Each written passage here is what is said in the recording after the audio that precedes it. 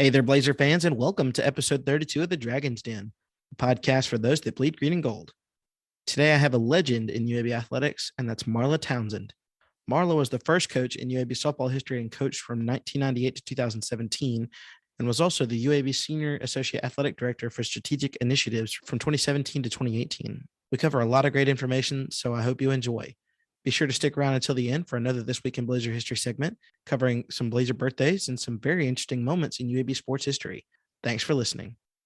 All right, Blazer fans, I've got my guest here for episode 32 of the Dragon's Den, a retired UAB softball coach from 1998 to 2017 and former UAB Senior Associate Athletic Director for Strategic Initiatives, Coach Marla Townsend. Marla, how are you doing tonight? Hey, I'm doing great. How's the Blazer world? It's going pretty well. It really is. On the court, everybody's getting it done, and excited to be on here with you. Thank you very much. No, it's an honor to have you on. I'm very interested to get to know you a little bit better, and I know my listeners are very excited about it. I had a lot of people reach out to me and say that they wanted you on, so I can't wait to get after it and kind of hear your story. So, but to kind of give my listeners a little bit of background into you, you were a head coach at McAdory High School, Rudd Junior High, and the classic White Lightning 16 and under Amateur Softball Association team, and also the Pelham High School coach before you came to UAB. Gene Bartow hired you while he was the athletic director at UAB. What was the hiring process like that brought you to UAB? Well, one thing that was kind of stood out was that about a month earlier, I was called and asked by one of the lead candidates for the UAB position if I would consider being their assistant. And I was flattered, and I said, thank you. I said, but, I'm returning the number one team in the state and just finishing up my education specialist degree, and I appreciate it, but I'm happy where I am. And then on July 28th, 1998, got in from my final class at University of Montevallo and sat down. Gene Bartow called, and which was something because I had not applied for the job. I was happy where I was, and I wasn't looking to get into college, but I was a UAB fan because I'd received my master's degree from there. So I talked to him and just was honest with him. And I said, Coach, what an honor it is to talk to you. I said, but I have to be honest with you. I hear that you're offering $30,000 for the head coaching position, and I can't give up my teaching salary, coaching salary, plus my stipend for education specialist degree. And he said, come in and talk to me. And at that moment, the tone of his voice told me that he wanted what was best for the Birmingham area. He wanted what was best for UAB. Sure enough, a couple of days later, I went in there and talked to him and felt like family immediately and knew that this was a place that I could build a career. That's fantastic. So you started the program from scratch. What was it like recruiting for a program that hadn't played a game yet? So I was there for a year by myself. Literally walked into an office that had nothing. And they got me a pop-up table and a portable chair and sat me down and said, go for it. So started obviously passing the recruiting test and just got word out, really brought in half junior college transfers and half incoming freshmen that first year. So I just went on the recruiting trail, and I was on the recruiting trail all throughout the fall, just getting word out. And had a lot of contacts, just getting the word out, and just really, you don't have to sell at UAB as an academic institution because it sells itself. But once we started getting student athletes on campus, it just took off. And then I was able to hire my assistant, Angela Thompson, and she joined me in summer of 1999. And then we welcomed in our first team in that fall of 99 to spring 2000 kickoff season. So what were some of your milestones or goals that you set out to accomplish in your first few seasons? Absolutely, to play the most competitive schedule that we could play. And if you look back at the RPI rankings and the strength of schedule, we constantly were in the top 50. Even beginning early on. Then when we got to our NCAA runs, we were in the top 5 year in, year out for the strength of schedule. But that's what I wanted. I wanted to play the toughest competition because I wanted to know what we needed to do to be competitive as we could be. Conference USA had a very good tradition of softball, and we were able to come out there in 2002 and get to the championship game of conference tournament. But that's really was first and foremost is schedule, the toughest schedule we could possibly do. Then obviously academically, we wanted to have the complete student athlete experience. We wanted them to come in and really find themselves, and really just the little things that make a difference in who you are when you're no longer playing softball. Those time management skills, the determination to be the best version of you. Those things were something that we instituted early on, and it really paid off. So I would say just being competitive and just really trying to bring out the best in the student athletes, the 2 years or the 4 years that they were with our program, to make them the best that they could be before they left, because there was not a lot of opportunities for female softball players once they finished their college career. Okay. So UAB started playing in 2000. In 2002, as you mentioned, UAB got their first winning season with a record of 37-22, and you were named Conference USA Coach of the Year. What did that season mean to you overall?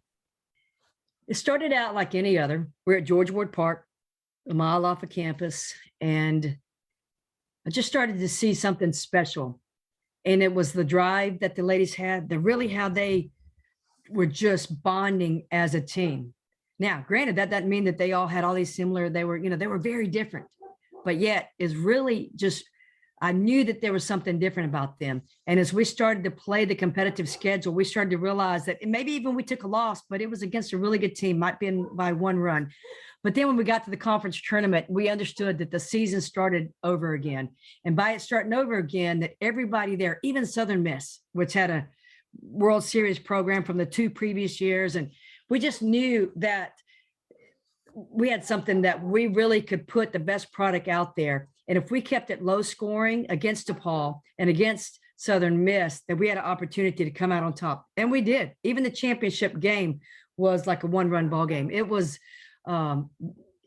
intense. I can remember it like it was yesterday, and just very pleased. In fact, we had a freshman, Sarah Christoffel, who married Broom, that played men's basketball. Yeah. She had her first home run against Southern Miss, hit the top of the left field fence, went straight up in the air, and time froze. This was to win. Time froze. The ball goes up in the air. You don't know if it's going to come back inside the field or if it's going to go out. And it went out, and we went on to beat Southern Miss to face DePaul in the championship game. And like I said, it was definitely special. Actually, we should have gone to the NCAA that year. There was 48 teams that went to the NCAA during that time. And Conference USA officials admitted that they really messed up and they should have fought to get us in, because we finished like maybe 36 in the RPI. But we were this new program. They didn't know anything about us. And so it would have been interesting to see, had we got into the championship games, how we would have done. You also earned Conference USA Coach of the Year in 2006 after going 31-22, UAB's second winning season. From 2010 to 2014, UAB went on a tear, going to 5 straight NCAA tournament regional appearances. This included the 2013 run that advanced to the Super Regionals by defeating Louisville and UCLA in the Louisville Regional. How special was that team for you? Well, first of all, UAB did what it needed to do, and they got us on campus. And so we had generous donations from Keith and Mary Bowers to start the facility on campus fall of 2009. And then we opened up there 2010, which is the first year of our 5 straight NCAA runs. And so that tells you right there, the facilities, they make a difference. The athletic director was like, "What did you do different? What did you do?" And I was like, "I didn't do anything different. I coached these ladies the best of my ability." And, they did the rest. So, but the 2013 team, we opened up in Hawaii that year and beat Washington starting out. And so that was a huge win. In fact, I think they were ranked 13th that year. Mm-hmm. And then all of a sudden we just started playing and getting better. And we'd get back and we would have a light practice, but during that light practice, we would get better. And they would be so competitive at practice in the weight room. They would do the little things that they needed to do. They really bought in CPRFE, competitive, pride, relentless, family, and excellence. And they stood up with that. They defined what it looked like in the field, in the classroom, in the community. And so that team bonded and they really relied on each other. And you couldn't tell the difference between who the starters were, who the first off the bench was, and maybe those that just got limited playing time because they were so bonded together and they had one goal in mind. That's fantastic. That 2013 team had the longest run in the NCAA tournament, but is there another team from your time at UAB that you look back on and really remember fondly? Maybe one that was, a few unlucky plays away from reaching further, or one that had great players in a tough Conference USA? I know you mentioned 2002 team, but is there, maybe another squad, or is it that 2002 team? I wouldn't say that it was exactly. Every team was special. Every team was special. But, when you just ask that, what stood out to me is really more individuals. And I look back, and there were numerous times that I had to discipline some of our athletes that broke team rules, that broke the athletic department rules, and that were dismissed from the team. And really, one of the things that made me the proudest was what they did with their life when they left us. And they went on to other schools and finished and got their degrees. And now they have families, and I follow them. And I'm just extremely proud of them because there was an opportunity that they wanted to come and play for UAB. And they realized that they messed it up. Maybe a bad decision, being around the wrong people. But those people that left the program and then went on to become better individuals and just really to be successful based on everything that we felt like we did with them.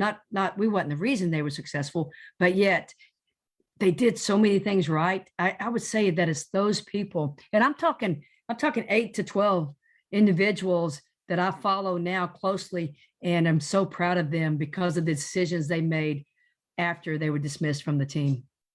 Okay. Marla, when you retired from coaching UAB, UAB had a talented recruiting class and a clubhouse project underway. What went into your decision to retire from coaching?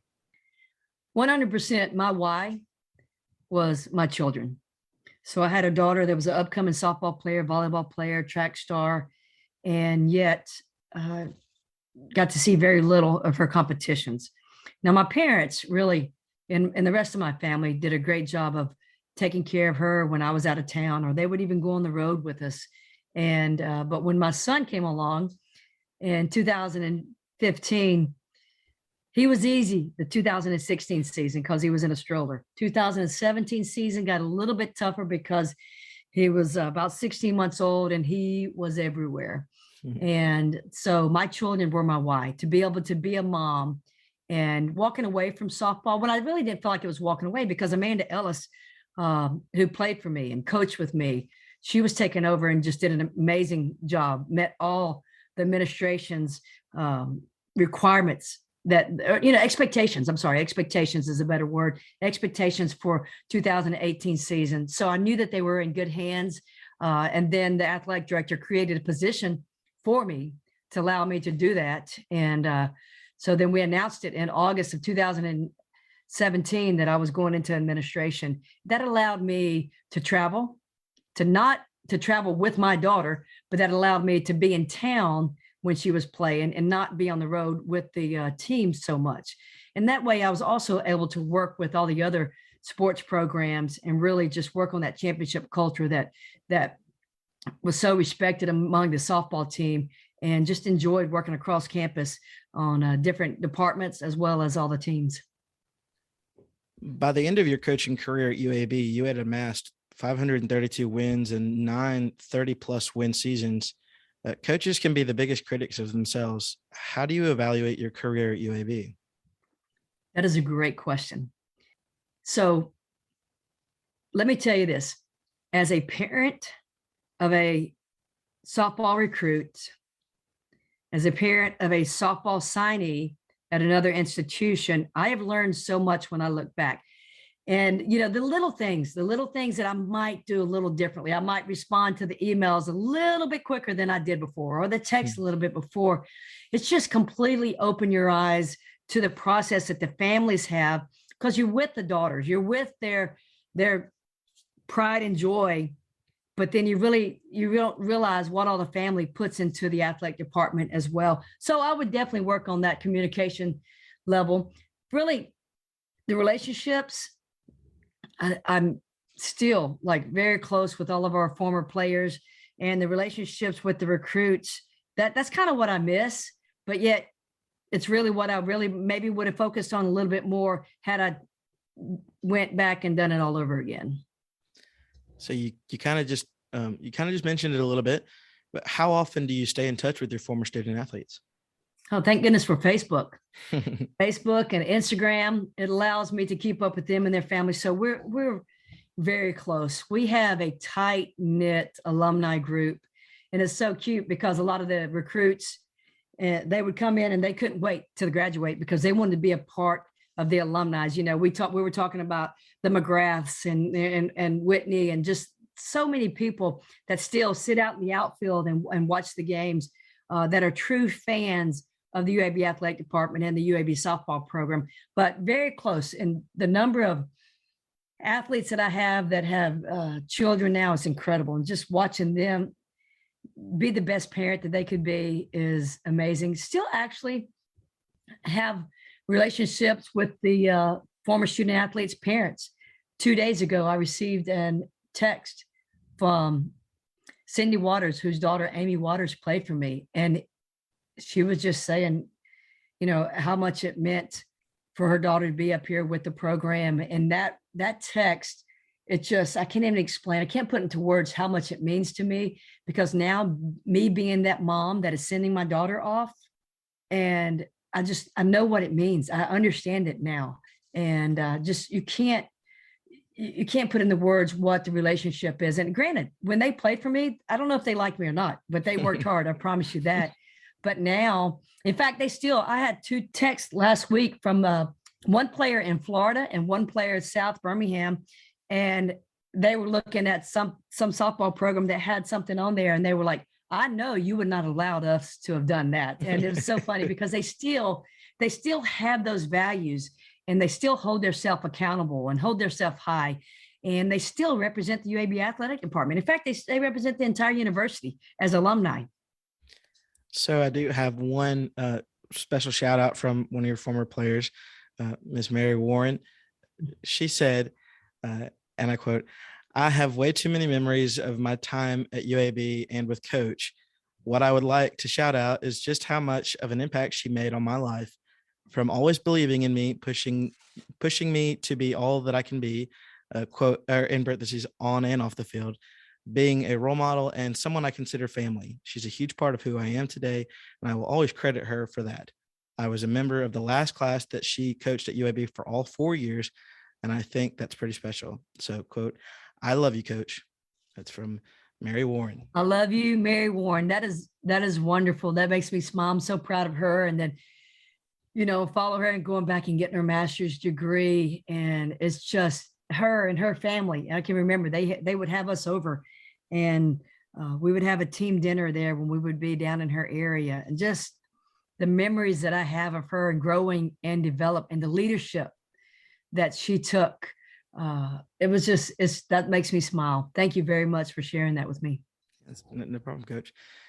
So next question I have is, who have been the biggest motivators and mentors in your life? Well, definitely Roz Urban, who is the senior woman administrator for UAB. She was Gene Bartow's right-hand person. And she started in the ticket office and worked her way up to administration, and then became the senior woman administrator. And just the respect that I have for her and what she was able to do, and how many lives she affected, and still does. It meant the world to me. And I knew that she was going to keep me in line. And I know we had some tough conversations, but the celebrations that we had far outweighed those tough conversations. And she saw something in me that made me want to be a better person, made me want to be a better coach, a better administrator. And I think very highly of her. You know, as far as just, you know, we're celebrating the anniversary of Title IX, and just the women that went before and that really paved the ground for people like me to be able to come in and to coach at a university and to be able to challenge my athletes. It's special. So just very thankful for all the people in my life that have that have been role models to me. And then obviously Gene Bartow, the way that he brought me in. And, we were day 4 on the job. He said, all right, bring your tennis racket tomorrow. And I said, yes, sir. So Judy Nichols, Jeremy Bearden, that was in compliance, Coach and I, and actually we went to the tennis courts where the softball field is now on campus, and we played and played and played. And then afterwards, he introduced me to Full Moon Barbecue. That was my first experience in the fall of 1998 with Full Moon Barbecue. But just family first, that was what Coach Bartow stood for. And he knew that if the players knew how much that he cared for them, that they were going to do anything they could for him. And that's what I tried to live my coaching career by. So, Coach, I also understand that you have an amazing adoption story. And for those that haven't read it, I will share it around for those that haven't seen it. But you mentioned your children, but what was your journey like to becoming a mom during a coaching career? During the coaching season. So only 2 people knew that I was actually working on adoption. I had done my research. And then we opened up 2004 in Hawaii. So because we opened up in Hawaii, it works hard on you. It just makes you really tired, and the time differences. So we actually took off the weekend, February 20th, 21st, and 22nd, 2004. That Saturday at 6:05 p.m., I received a call from Cooper Green Hospital that they had a child that needed adopting that was born at 5:52 p.m. I made it to the hospital before what would then become my daughter, Maya, before she was an hour old. I took her home from the hospital on Monday. I left practice a little early and went and picked her up. And so that was the beginning of me coaching as a parent. And she traveled everywhere we went. My parents were able to go and take the motor home. Maya was not even 3 months old, had been to 9 states. And so you can imagine the travel that she had throughout her life and the outstanding role models that she had. And so she and I were together for years. She would run. She thought she ran the softball camp. She would color coordinate while all the campers were wearing and stuff. And then in 2015, I received a phone call sitting in my UAB softball office, and God had a plan. He had a boy that needed me to become his mom, and that happened. And life has not been the same since Luke Townsend was born on September 30th, 2015. And that completed my family. I have a daughter who is now 17 years old and a son that is now 6 years old, and they are my why. And it was amazing the way that UAB embraced them, the coaches embraced them, the student athletes. It was special, and they're very lucky to grow up in the UAB Blazer community. That's amazing, Coach. Well, Coach, I understand that you were also a basketball player in high school at Pinson Valley. You were not only the head softball coach at McAdory, but you were the school's first gymnastics coach, and you were also the inaugural member of the Birmingham Vulcans women's rugby team. So where did your love of sports come from? Well, let me tell you this. So quick story about the Pinson Valley basketball. I was a trumpet player, and band was my life. And I respected the basketball coach, and he needed a manager. So I was going to be a manager. So I went out after band practice, and I'd go in there, and he needed somebody to scrimmage. And so I jumped in on a scrimmage, and let's just say that he told me I was no longer manager, that I was going to be on the team, that he would work around my band schedule.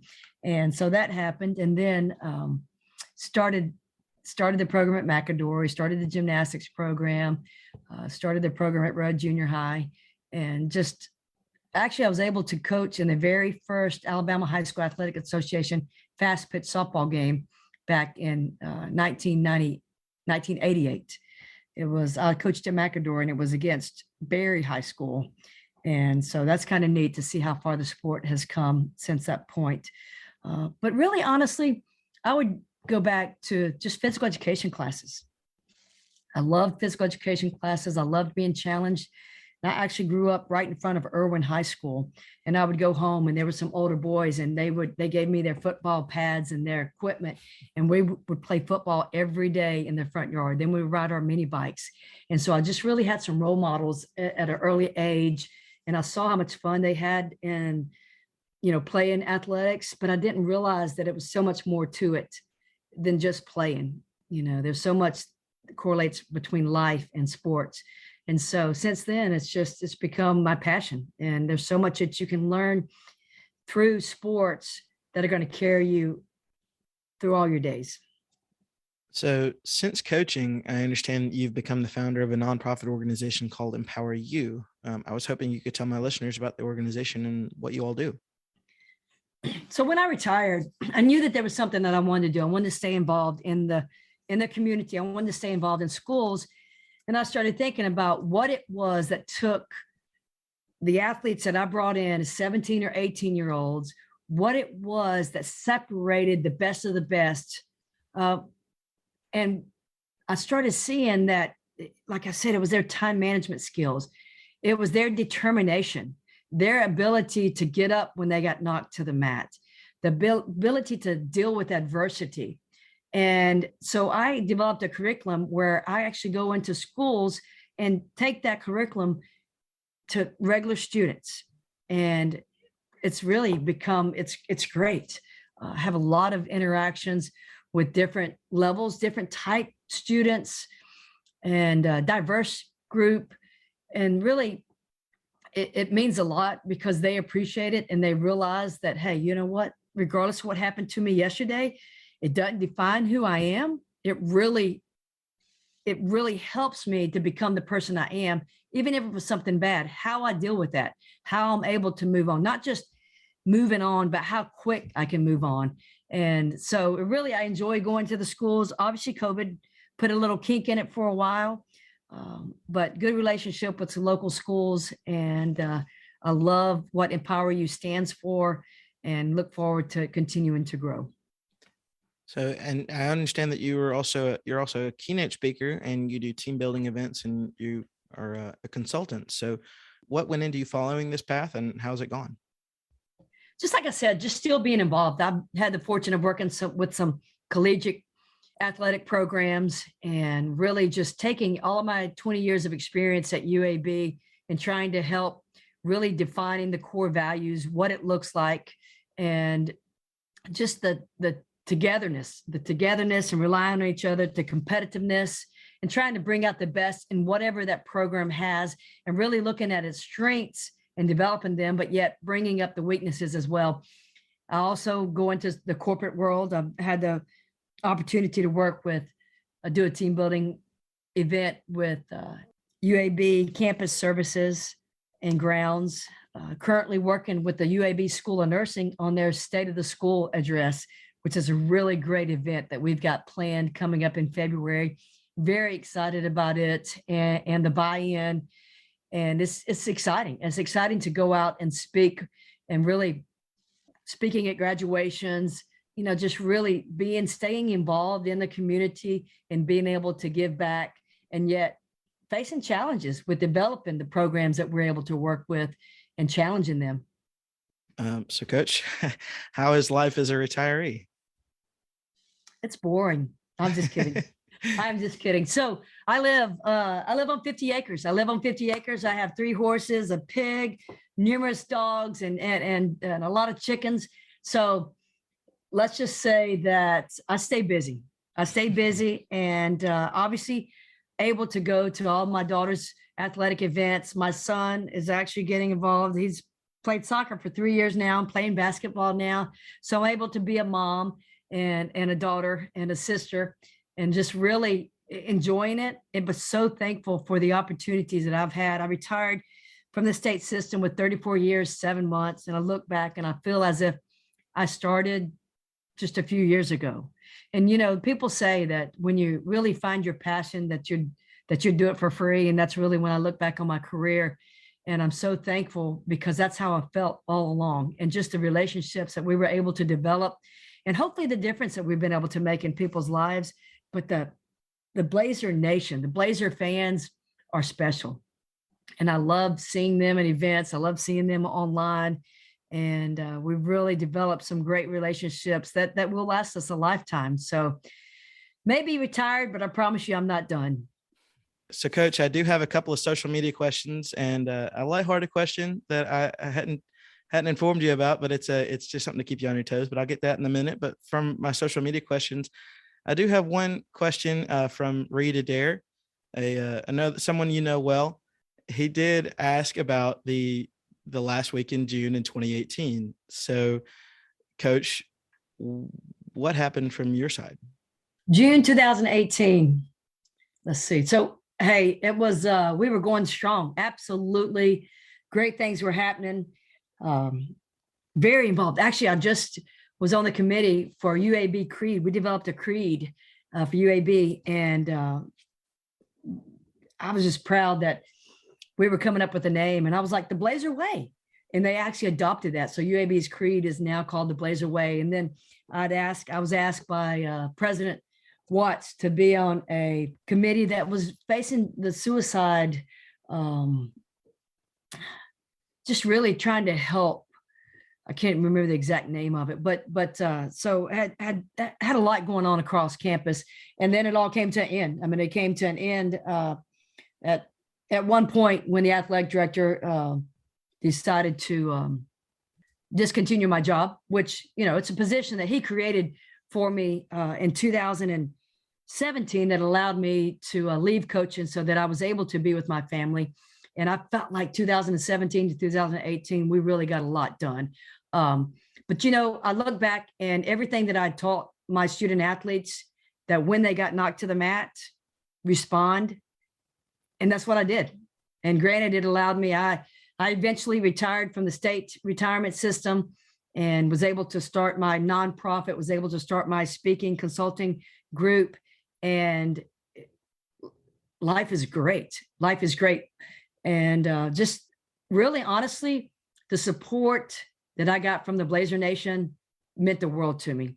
And that's my takeaway from June 2018, is that the people that reached out and stood by me and supported me, it meant the world to me. And that's really what I'm taking from 2018. And I'm still close with a lot of those people. And I'm still actually to this day answering calls from employees within the athletic department. So I may be retired, but yet I'm still there. And if they need anything, they know they can reach out to me. So July 2018 was the beginning of something special. That's awesome, Coach. And Coach, I do have one more question from Russell Brasil at RussBus11 on Twitter. He, you talked about him a little bit already in so far in the podcast, but your favorite Gene Bartow memory? Great question, Russ. Gene Bartow. So I told you, he said, hey, come in, let me talk to you about the salary. So we did that, and I went through all the paperwork. So I'm about 3 weeks in, and you understand we had zero equipment. Wide open office policy. You just walk in, you knock on the door and say, Coach, I got a question. He said, hey, Marla, come on in, sit down. I said, Coach, what's the budget? You've not mentioned budget. What do you need, Marla? You get it. Whatever you want, you get it. You need it, you buy it. And I will never forget that. I looked at him, I said, Coach, are you sure? He said, absolutely. Also, in that same office, he had told me that I had twins, Sarah and Carrie Christoffel, whose father, Rick Christoffel, was coaching with Watson Brown. And he had told me that they had brought him in brownies. And they said, please, please start a softball program. And he said, that was it. That's all it took. Brownies. And we started the program. But he just the way that Coach was. And when I say he made me feel like family, I promise you, with everything inside of me, I knew that we were family. And I didn't know a lot about UAB and the athletic department, but I knew how quick it was growing. And I knew that the foundation that he created, it was going to be something successful. And so also one more memory with Coach walking up on campus to the softball stadium and just telling me how proud he was of the program and of the ladies. And I'll never forget it. That's awesome, Coach. Oh, I've got one more. Go ahead. 1999, summer 1999, we're at George Ward Park, the upper fields, because we're hosting a softball clinic. I knew when I looked up and saw two gentlemen sitting on the bench behind the field that I had some pressure on me to succeed, because it was Gene Bartow and Harry the Hat Walker watching practice, watching the softball camp. Harry the Hat Walker's daughter was a freshman, and she actually won the offensive MVP for the camp. But I knew at that moment that I'd better get it together. That's incredible, Coach. Those are some amazing stories. I could hear them all day. That's awesome. And I do have one more question for you. It's a lighthearted question, kind of keep you on your toes. If you could go back and play softball today, what would be your walk-up song? Oh, wow. See, you're talking to somebody that does not listen to songs at all. I would be coaching and I wouldn't even know that there was music playing. Oh, wow. Okay. What would be my walk-up song? It can be anything, any genre. Tainted Love. Do what? That's the only song I know. Tainted Love. All right. That's funny. That's great. That's, my daughter asked for help with her walk-up song for about 2 seconds, and then she realizes who she's talking to. And that's so funny. But now I can remember a lot of the girls' walk-up songs because they would practice them, and I would hear it at practice, but in the games, I couldn't even tell you. But some reason, somehow, if they played a wrong walk-up song, I would know it, and I would look up at marketing department. But yeah, so that's it. I'm sticking to it. Tainted Love.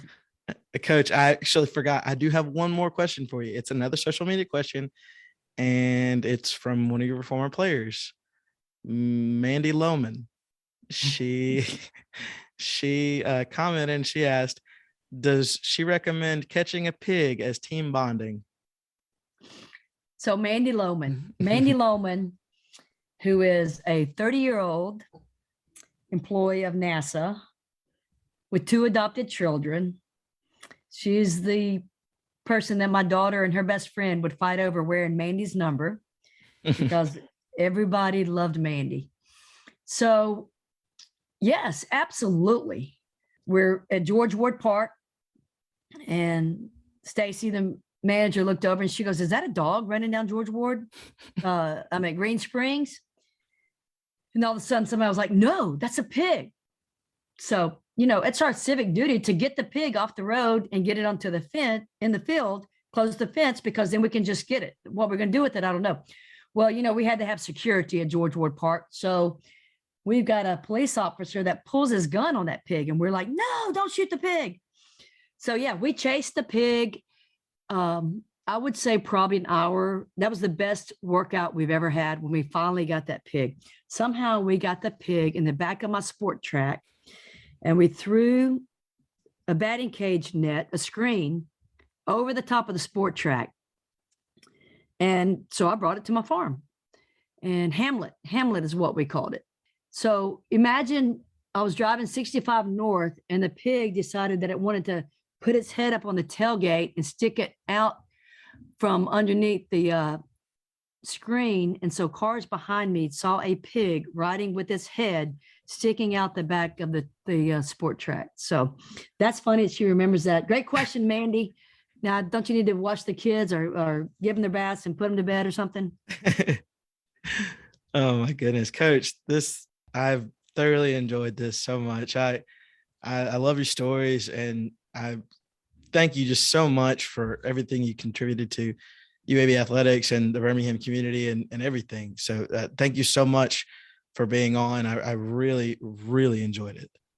Well, thank you. And again, just the Birmingham community, the true Blazer fans, what they've meant to my life and to my family's life and to my son and daughter's life I couldn't never replace it. And just I appreciate the memories, and I look forward to the future memories making and lot of respect for the coaches, for what they do for their student athletes, and for the growth that we've had within the athletic department, because everything that I did was based around the fact that I wanted to make Gene Bartow proud. And I think that Gene Bartow is very proud of what's going on and the community supporting the Blazers. And it means a lot. It means the world to me. And Blazer Nation, thank you. Thank you, Coach. Go Blazers. Go Blazers. All right. I want to thank Coach Townsend so much for all she did for UAB athletics, building the UAB softball program from the ground up. She is truly a pioneer for UAB, and I want to thank her so much for spending time and some of her stories with us. She and I chatted a few minutes off the air after we got done, and she's just an amazing down-to-earth person, and I'm so grateful that I was able to talk to such an amazing person. So, Coach Townsend, thank you so much again. Before I go, I have another This Week in Blazer History segment. This is covering events from January 17th to January 30th all time, all stats, recaps, birthdays, and stories gathered by longtime UAB fan Steve Rutherford. And I might add, while I cut down some of this info, I would highly recommend checking out his game day posts about records and stories from that date in UAB history. A lot of his posts can be seen on the Today in Blazer History page on Facebook. As I mentioned, the first day is January 17th. I will be covering men's and women's basketball records, along with Blazer birthdays and a few notable games that happened in this time span. On to January 17th. The men's basketball team is 5-6 on this date all time. The women's basketball team is 6-3. A couple of birthdays. Born in 1974, Jeremy Bearden. Bearden played for the men's basketball team and redshirted his first year at UAB, but played for the Blazers from 1993 to 1996. Also born on January 17th, former UAB baseball player Griffin Gum. Griffin played outfield for the Blazers from 2013 to 2016. No notable games, so we will move on to January 18th. On January 18th, the men's basketball team is 6-7 all time. The women's basketball team is 7-7. One notable birthday on January 18th, former UAB men's basketball player Dion Lavender. Dion played guard for the men's basketball team from 2016 to 2018 before transferring to Valparaiso. Happy birthday, Dion. One notable game as well on this date. In 2012, UAB played at Rice. The Blazers rallied from a 17-point second-half deficit. The Blazers had taken a 2-point lead, but Rice forced overtime with a made basket with 36 seconds left in regulation. Rice took a 2-point lead with 8 seconds left in overtime, but the hero of the game was Robert Williams, who had a three-pointer at the buzzer to give UAB the 1-point victory, 61-60. On to January 19th, the men's basketball team is 6-8 on this date. The women's basketball team is 8-5. No notable birthdays, but one notable game. Back in 1985, UAB traveled to Bowling Green, Kentucky to play Western Kentucky in front of a packed crowd. With 7:48 left to go, Western Kentucky led by 11. However, Steve Mitchell took over and scored 4 straight baskets. The game was tied at 66 with 20 seconds left to play. Gene Bartow called a timeout and told the team not to look for Mitchell or James Ponder, but to look for the open shot. It was Mitchell who ended up with the open shot, and he hit the sweet jumper with 4 seconds left to go to win the game over Western Kentucky. On to January 20th. The men's basketball team is 6-4 on this date all time. The women's basketball team is 7-8. One notable birthday on January 20th. Born in 2003, UAB softball freshman outfielder Jaden Goodwin. Happy birthday, Jaden. One big notable game. In 2010, UAB hosted Southern Miss. UAB had trailed by as much as 14 points, 36-22 with 15 minutes left to go in the game. Jamar Sanders tied the game with a three-pointer with 1:10 to go. Southern Miss went up by 1 on a free throw. UAB had the ball with 32 seconds left. Aaron Johnson, leading from the point, wanted to find Jamar Sanders, who had been hot, but found himself open on a Howard Crawford screen. Johnson hit the jumper with 6 seconds left to go, winning the game 57-56. UAB improved their record to 16-2, which matched the best start in program history. On to January 21st. The men's basketball team is 7-4 on this date. The women's basketball team is 5-5. Two notable birthdays on January 21st. Born in 2003, current UAB women's soccer midfielder Kendall Page and defender Amanda Hall. Both share the birthday. Happy birthday, Amanda and Kendall. One big game from January 21st all time. Back in 1996, UAB hosted number 3 ranked and undefeated Cincinnati. A record crowd of 9,233 fans were packed into Bartow Arena to see the 12-6 Blazers take on Cincinnati. Bob Huggins masks were passed around to the students, and the atmosphere was electric at Bartow. Cincinnati took a 7-point lead with 3:13 to go. Cedric Dixon hit his 5th three-pointer of the game with 2:34 to go and gave UAB the lead with 3 straight free throws at the 151 mark. UAB led by 4 with 7 seconds left to go. Damon Flint for Cincinnati drove the length of the court and scored, cutting the lead to 2 with 1 second to go. UAB's inbound pass went out of bounds near the Bearcat bench, and Cincinnati thought it should be their ball with no time off the clock. However, officials ruled that the ball had bounced inbounds and the clock should have started. Referees ruled that the game was over and UAB had upset the third-ranked Bearcats 70-68. Huggins was irate, and Coach Bartow left the interview room saying, "Bob will be in a minute. I'd rather be a little ways away when he does." The Blazers had hit 21 of their last 22 free throws, including the last 16. On to January 22nd. The men's basketball team is 6-3 on this date all time. The women's basketball team is 6-5. 2 notable birthdays on this date. The first goes to Damon Cobb. Cobb played for the Blazers from 1995 to 1999. He originally came to UAB not because of the basketball program, but because of UAB's medical school. He had a pretty great career at UAB, ranking 5th all-time in steals and 16th on the top scoring list with 1,175 points, a member of the 1,000-point club. And also born on this date, current UAB guard Mike Ertl, mid-range Mike. Happy birthday, fellas. A couple of notable events as well on this date on January 22nd. In 2005, UAB hosted Memphis. A crowd of 7,979 came to see the rivalry game. In the first half, Memphis native Marvette McDonald, who had not been recruited by the Tigers, burned his hometown team, hitting 4 three-pointers and leading UAB to a 45-34 halftime lead. In the second half, UAB was cold, shooting only 26.3% from the field as Memphis crept back in the game with an 11-0 run. Memphis went ahead by 1 with 5:39 to go. UAB scored only 1 field goal in the final 10 minutes of the game, but hit 11 of their 12 free throws. UAB pushed the lead to 3 late, but Memphis had the ball with 14 seconds left to go and called a timeout to set up the final play.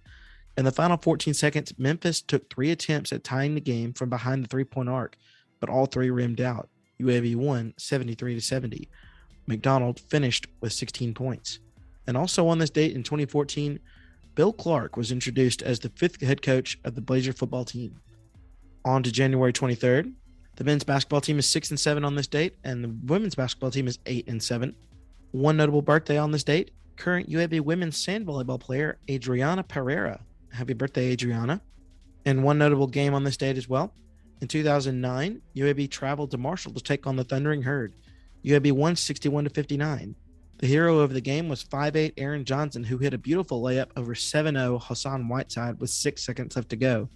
UAB improved to 17-2, the best start in school history. On to January 24th, the men's basketball team is 9-4 on this date. The women's basketball team is 5-5. 3 notable birthdays on this date as well.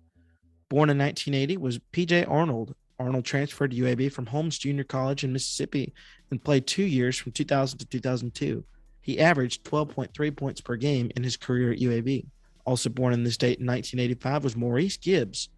Gibbs, a junior college transfer, played for the men's basketball team from 2005 to 2007, averaging 4.3 points per game as a Blazer. And also born on this date in 2000, current UAB women's bowler Katie Hurley. Happy birthday, Katie, PJ, and Maurice. 2 notable games on this date. In 1981, UAB won their first ever game at Jacksonville in a 76-64 win over the Dolphins. Oliver Robinson scored 26 points and broke the school record with 6 steals in the game. Norman Ankrum also set the school record for blocks in the game with 6 blocks. In 1985, UAB traveled to Norfolk, Virginia to play Old Dominion. The Blazers, who were 5-0 in conference, had never won in Norfolk and had only won one other game in the state of Virginia against VCU in 1982. Old Dominion had a 17-game home conference win streak broken, and UAB extended their conference record to 6-0, their best ever. UAB won 56-55. On to January 25th.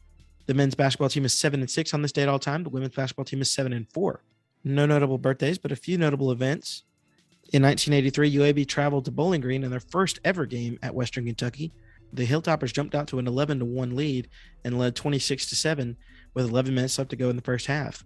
At the start of the first half, UAB's Jerome Mincy and Western Kentucky's Clarence Martin fought for a rebound. Martin threw a forearm that landed square in Mincy's nose, and Mincy went sprawling. The referees called a foul, and they played on. Mincy couldn't continue playing and had a broken nose and was out for the rest of the game. UAB continued to work the deficit down and tied the game with 50 seconds left. Llewellyn Foster got the ball with 8 seconds left to go. He banked a shot in with 2 seconds, and UAB won 68-66. Foster led in scoring with 14 points. And yet again, another game against Western Kentucky, this time in 1986, and it's the infamous Mars Bar game. Many of the Blazer faithful know this game. UAB traveled to Western Kentucky in 1986 and was 18-4 and ranked number 18 in the country. 13,000 Western Kentucky fans showed up, which was their first sellout in years.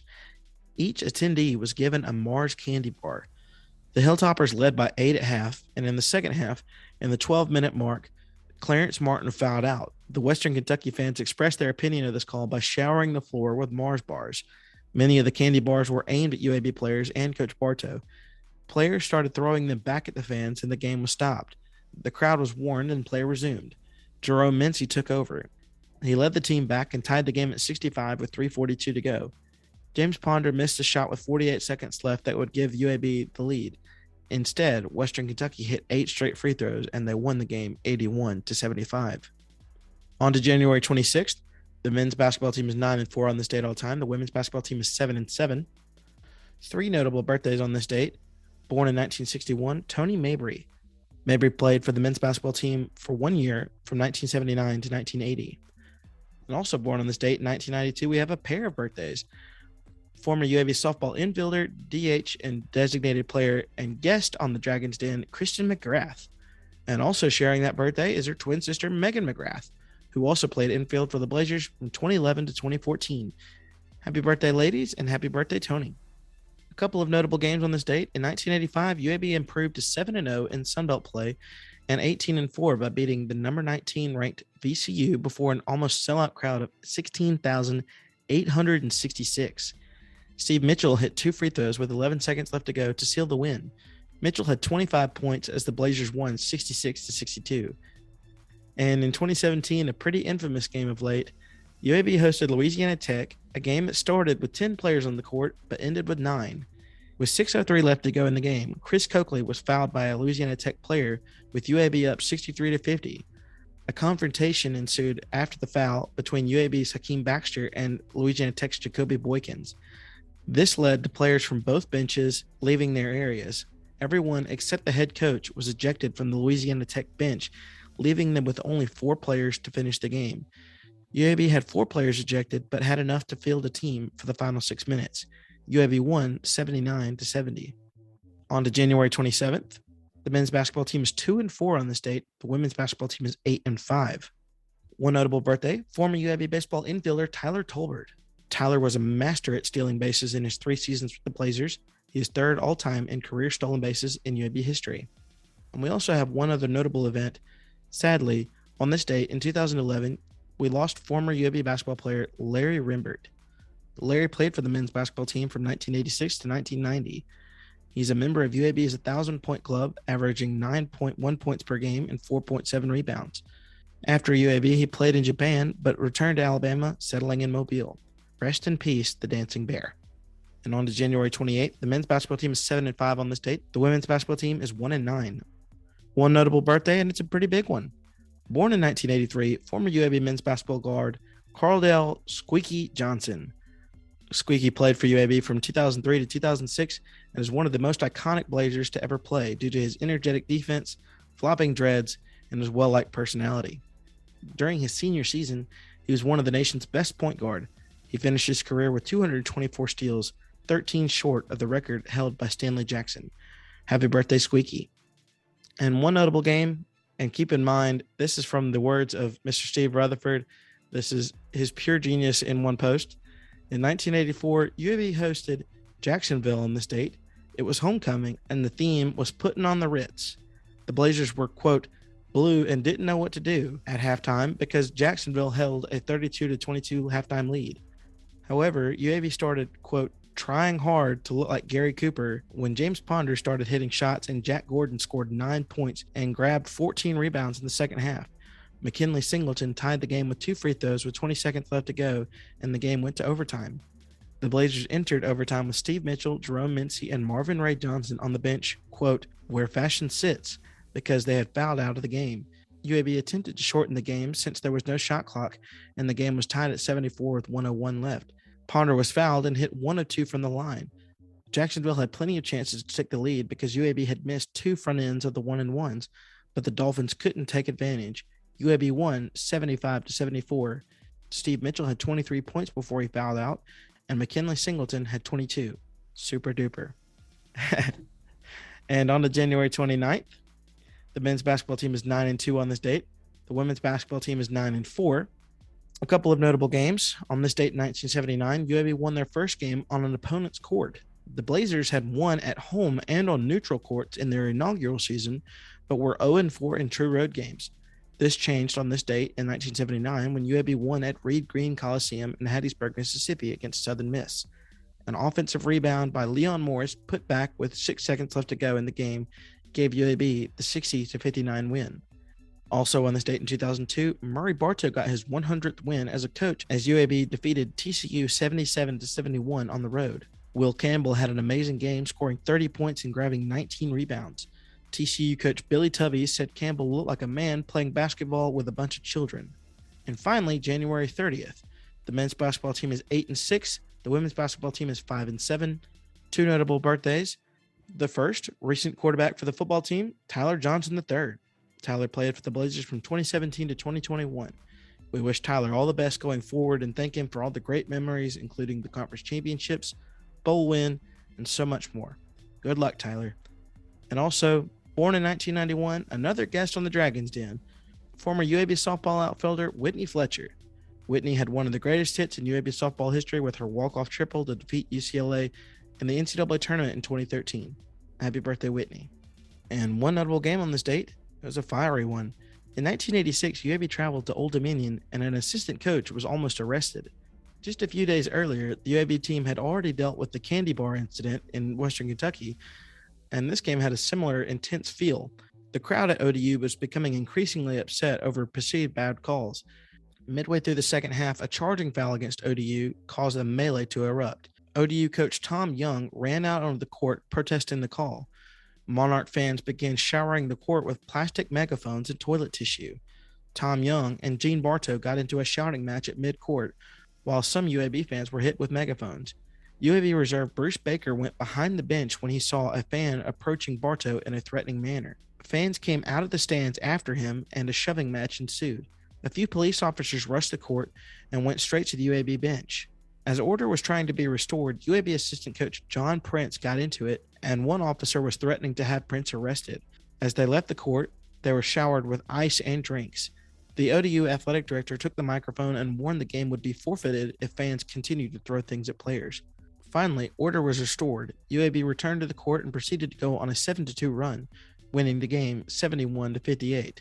After the game, ODU coach Tom Young had several negative things to say about the UAB players and coach Gene Bartow, saying, "Everyone saw what happened. We didn't have anyone in the stands, and we didn't have anyone fighting the cops," much to the disagreement of coach Gene Bartow.